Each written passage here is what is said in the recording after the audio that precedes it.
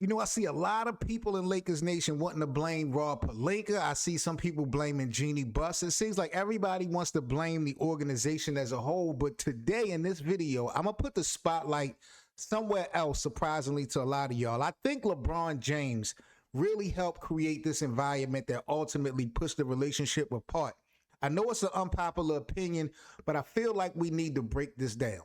Tell you what, I think, number one, people don't understand the weight that LeBron James carries. Still, after 24 years, 23 years, however long he's been in the NBA, I still think people don't understand the force, the weight that this guy carries. From a overall standpoint, the economics that he brings to a team, the economic impact that he may have on the city. And then also the basketball. Like, anytime LeBron James is on the floor, A, your team have a chance to win.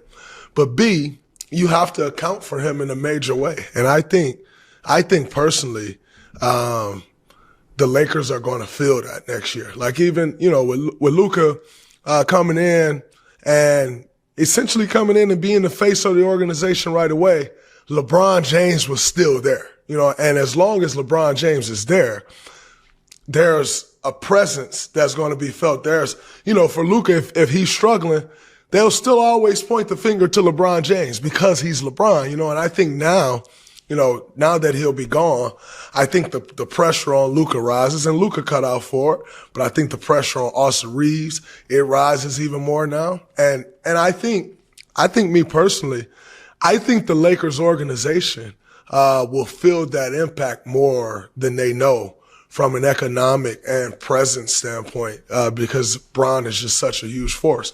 But, they went out and got some pieces that fit around Luka, a lob threat as a center.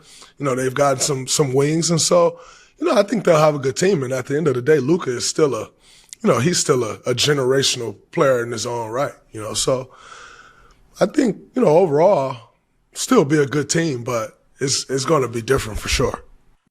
Now, what Draymond Green said is right. He's right about one thing. I can't cap. LeBron isn't just a player. He's an entire ecosystem. We talking about from ticket sales, national television, sponsorships. Every organization feels LeBron James' impact. But here's the flip side to me in all of this. When you carry that much influence, I think every basketball decision eventually gets tied back to you for good, bad, or indifferent. Fair, unfair, that's just the reality of it. And when you talk about where LeBron James actually shared responsibility in this breakup, I'm not saying that LeBron controlled each and every move. I'm not trying to go there. But when I think about it, and I'm not saying that every bad signing, that went down was his idea. I'm not going to put that blame on him. But over 8 seasons, the Lakers operated, to me, in a constant win-now mode for the most part. That comes with having LeBron. Every season feels like championship or failure. No room to really build a culture. Every offseason becomes real urgent. Every trade deadline becomes pressure-packed for the most part. Then there's the yearly contract uncertainty. Short-term deals here, player options there, questions about retirement, questions about free agency. When an NBA franchise never knows how many years it has with its superstar, it's naturally going to start planning for life after that superstar. That's not disrespect. That's business. So could the Lakers have communicated better with this whole LeBron James thing? Absolutely.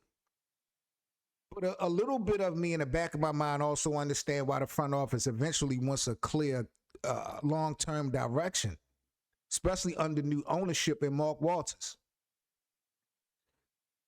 Did the relationship simply just run its course? I don't know. I think that's $1 million question that we can all ask each other. I think that this is where the relationship changed for the most part. I think LeBron James expected loyalty after helping deliver in that championship. And the Lakers began thinking about sustainability. Those goals don't always line up together. I feel like James is focused really on maximizing every remaining season, while the Lakers, they got to think about the next 3, 4, 5 years. That's really a difficult balance to have to try to juggle and still be competitive. Neither side is necessarily wrong, for having different priorities.